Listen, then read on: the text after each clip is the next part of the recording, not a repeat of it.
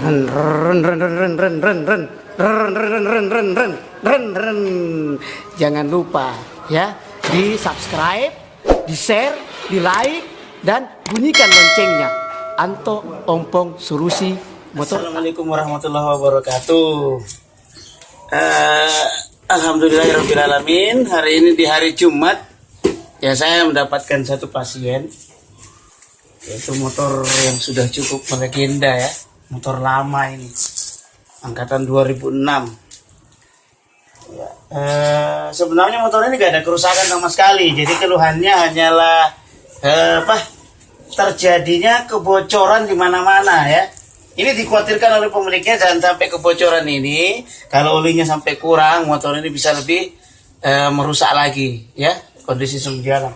Karena begini, kalau oli berkurang di motor, maka komponen-komponen yang bekerja di dalam mesin itu tidak licin lagi, bisa ngancing, bisa overheat, panas ya.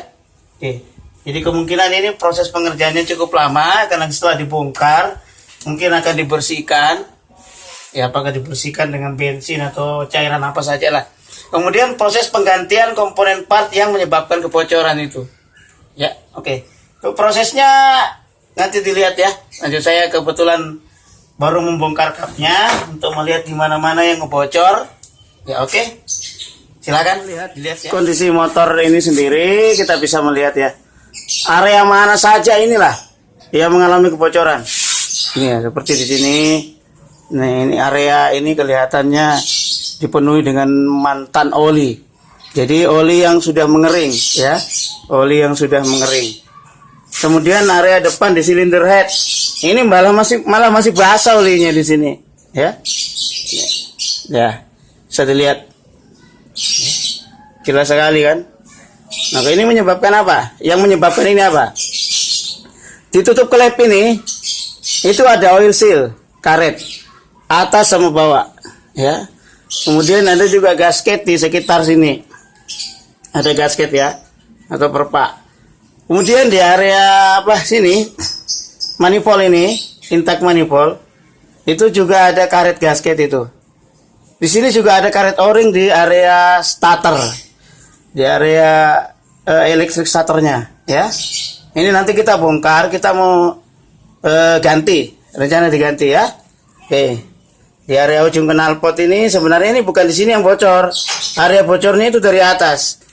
Karena oli berupa cairan, maka cairan itu akan sama dengan teori cairan, di mana cairan akan mencari tempat yang lebih rendah. Nah, dia akan ngumpul di sini. Kenapa di sini masih cair sih? Area panas kan? Maka dia ngumpulnya di sini. Ini kalau diparkir di sini netes. Atau terus kalau di sandar samping, netesnya di samping.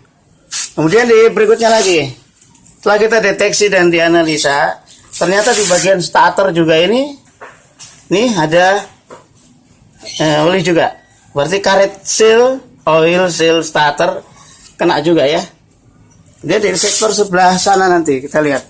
Ya, ini kondisi motornya kalau dari jauh begini nih ya. Lihat. Supply 125 keluaran pertama 2006 setelah Karisma. Jadi motor ini sebenarnya awalnya mesinnya adalah mesin menggunakan mesin kode KPH ya, kode Karisma. Oke. Nah, kita lihat sini lagi. Ini agak gelap. Nah, kita bisa lihat di sini. Di sini juga penuh dengan oli. Ya. Tuh. Jadi area silinder head sebelah sini juga penuh oli.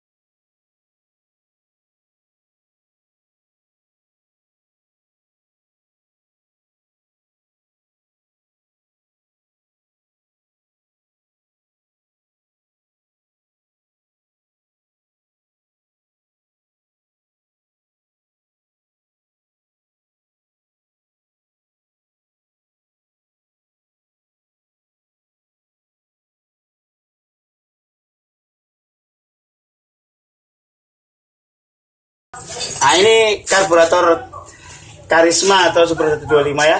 Walaupun dia karburator tapi sudah pakai sensor. Ini ada sensor ini namanya sensor throttle position sensor ya. Jadi ketika share gas ini atau throttle gas ini naik turun, ada sensor yang diberikan sinyal terkoneksi ya. Jadi kalau dia naik kira-kira RPM berapa begitu, maka ada tombol di dalam yang terkonek. Akhirnya tombol ini memberikan sinyal ke sini, terus sinyal yang dari sini akan dikirimkan ke CDI, memberitahukan bahwa kondisi mesinnya berputar dalam kondisi RPM begini, harus diberikan api segini karena bahan bakar sudah diberikan dalam kondisi sesuai dengan putaran mesin. Ya. Jadi ini belajar diinjeksi di sini ya. Saringan ya, dibuka dulu.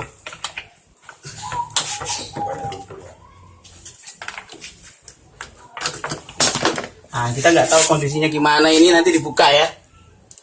Ya, kita buka dulu. Apakah sudah layak di dalam untuk diganti atau justru memang sudah tidak bisa dipakai lagi? Dari kondisi baut aja udah nggak kelihatan nih bautnya di mana ini. Skrupnya di mana ini nggak kelihatan. Ya, buka. Skrupnya juga kelihatan ini. Oke.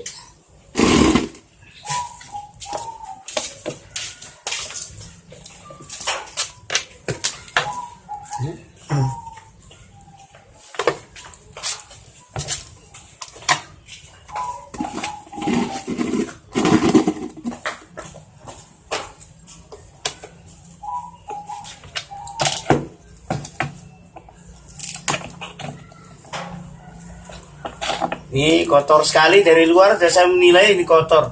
Saya nggak tahu bagaimana kondisi di dalamnya, makanya harus kita dilakukan pembukaan dulu, ya, pembukaan dulu. Jadi sebelum kita oprek mesin dilihat dulu di saringan udara. Ya ini bisa mengurangi performa karena di sini lewatnya udara yang mau masuk ke dalam mesin. Kalau di sini kesumbat, tenaga mesin jadi drop ya. Wow ya, ini harus dibersihin ya. Di sini kotornya di sini ya. Nah tuh, wow, dah nanti dibersihin, gampang, bersihnya gampang ya. Ini ditaruh dulu, nanti belakangan dikerja. Fokus dulu ke engine-nya ya, fokus ke engine-nya dulu. Oke. Itu gampang, itu penyakit luaran namanya. Kalau engine-nya ini penyakit dalam. Kemarin nggak ada rusak, cuma kita harus bersihin, buka. Mesinnya masih baru loh. Iya. Iya mas. Baru 2 bulan. 2 bulan. Nah, saya lihat kalau motor kurang sehat, ini businya hitam, ya hitam. Tuh lihat. Ininya bagus, tapi di sini hitam, proses pembakarannya hitam. Berarti motor ini udah kurang sehat ya, kurang sehat dalam artian bukan bilang rusak, bukan setelannya udah lari dari standar SOP, standar operasional produksi atau pabrik ya. Mungkin karena sudah lama nggak servis. Oke, sekarang kita lakukan pembongkaran untuk membongkar silinder headnya. Nah.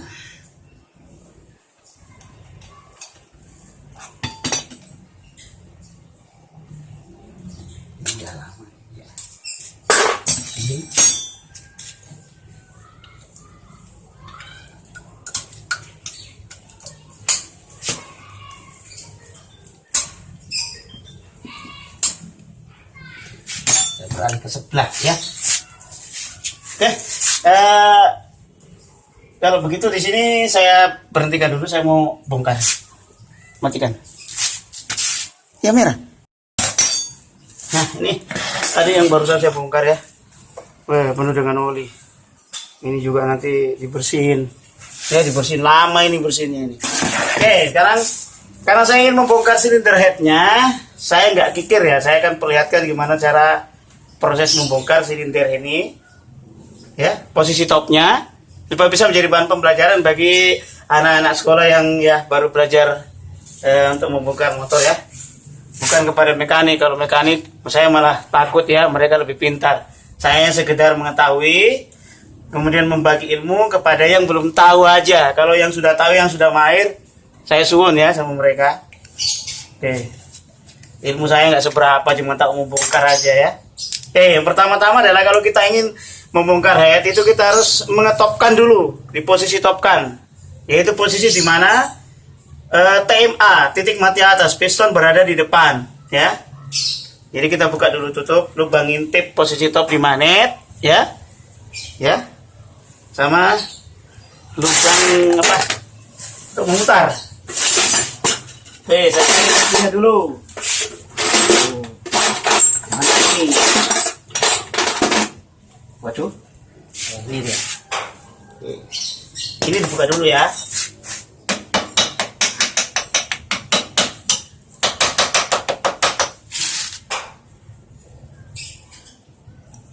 Ntar kita sudah mau ganti, ini sudah aus. Nanti diganti dia punya perpaknya. Ini posisi nggak top. Posisi top itu bisa didekatkan. Ini tanda titik ini disentuh layarnya kalau tidak anu ya. Tanda titik ini kalau tidak fokus itu harus sejajar dengan sini. Ada tanda yang sudah dibuat oleh pabrik. Kemudian di sini akan kelihatan nanti tanda T, ya. Karena ini, sana aja lu. Ini berapa ini? Wah, ini ganggu ini loh.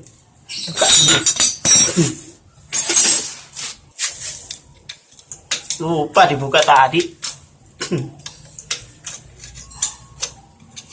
Pikir ini loh, tanda sang kaki ini. Ininya lupa. Ini sekali lagi saya beritahukan bahwa ini motor tidak mengalami kerusakan, hanya kebocoran ya, kebocoran oli di mana-mana. Tapi mesinnya bagus, nggak ada suara macam-macam, nggak pernah kencang ya. Ini piro toh? Wah, kecuali yang kira piro? Orang semua ini aja.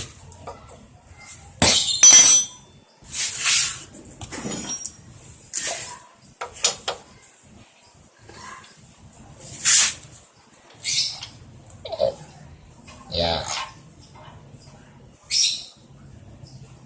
Oke. Sini ya.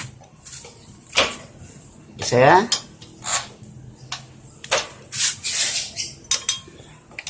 Ya, rantai kecilnya dibuka. Posisi sudah top. Baru rantai kecil ini dibuka. Ya. Nanti proses pemasangannya juga harus begitu. Ya. Sorot ke sini ya. Jangan sorot saya. Ini yang sorot. Saya nggak usah disorot ya. Saya orangnya yang kerja kok, yang mau diperbaiki motornya kok.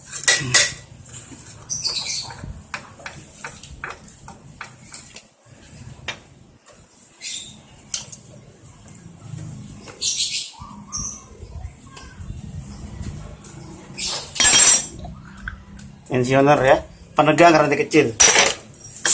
Kemudian ini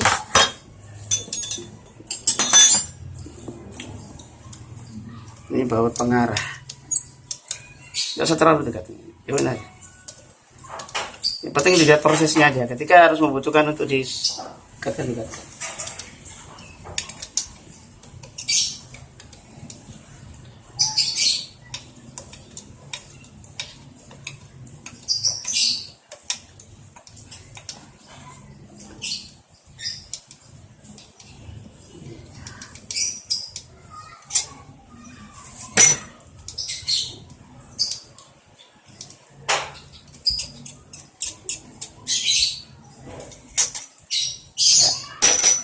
Oke.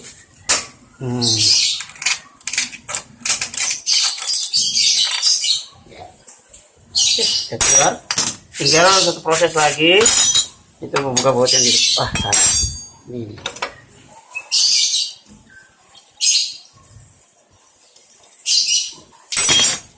Bawa. Dibawanya belum. Belum.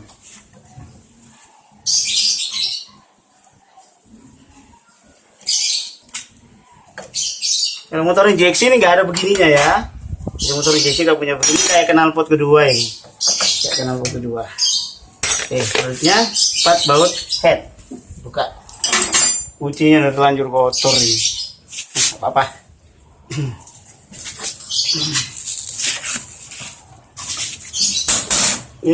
Atos rek.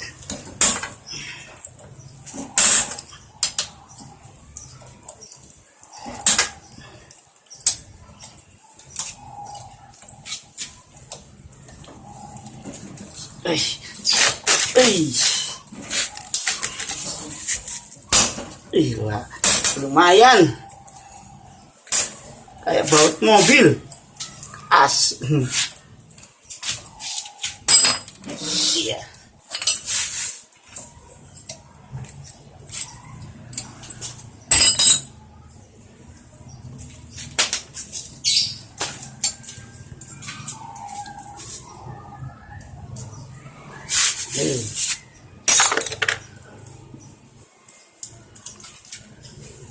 Kalau pada video-video di luar negeri biasanya dibilang restorasi, tapi ini nggak di restorasi. Restorasi itu dari yang motor yang nggak bisa kepake lagi menjadi bisa kepake. Kalau ini nggak, ini motornya bisa dipakai, ya.